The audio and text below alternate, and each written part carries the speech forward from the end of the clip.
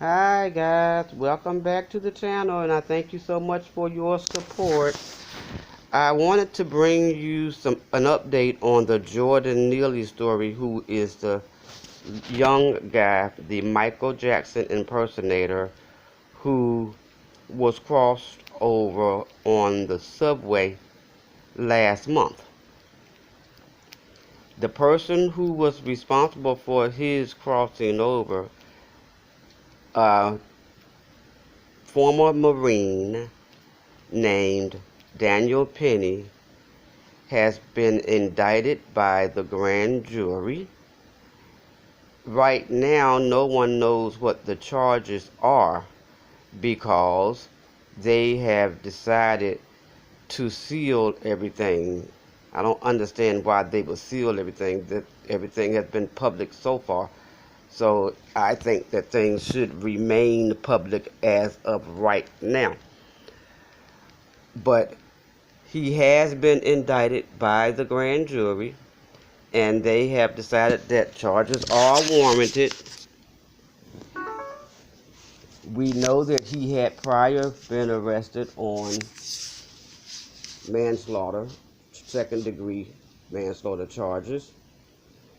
And if these are the same charges that the grand jury is going to hold to, then that would carry about a 15-year sentence from my research, which is probably not enough. A Manhattan grand jury felt that there was enough evidence to be able to bring these charges and have Mr. Penny taken to trial for the act that caused the crossing over of Jordan Neely. Jordan was a subway dancer, Michael Jackson impersonator, and he was very good at his craft, very popular in the subway system, and very well loved by his family, his friends, and his fans who often stop by the subway to see his performances. We are not sure what the outcome of this may be because Daniel Penny has a lot of support, and he had a GoFundMe page set up in his name to help with his legal fees, and so far it has netted over $2 million with celebrities and even governors of states supporting him in this heinous act that caused the crossing over of this innocent young man. Now, Jordan actually was a homeless performer, and he had mental illness that he dealt with from an incident that caused his mother to be crossed over by her boyfriend, and she was found in a suitcase. Jordan never got over that, but Jordan did have family members, and he did have friends who loved and supported him, and his aunt and his father both stepped up and spoke with the media and let them know that they were there to support Jordan, and that Jordan was not alone, and that this was a senseless act. And guys, this vigilante justice is not something that we can allow society to start doing, because if it's okay for someone to just get up and cross over a young man who has mental health issues, who wasn't threatening anyone, who was just loud talking on the subway, saying that he was hungry and saying that he was thirsty and that he was homeless, and a few other things that he said, but he was no threat to anyone. He had not touched anyone. He had not gone towards anyone. He was not threatening anyone in any manner.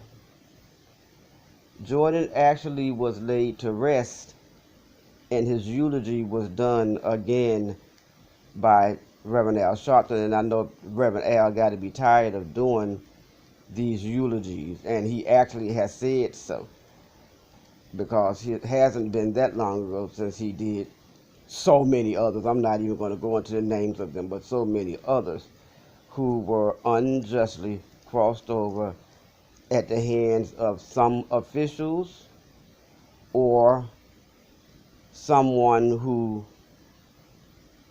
we don't feel may be held accountable for their actions due to the melanin, should I say.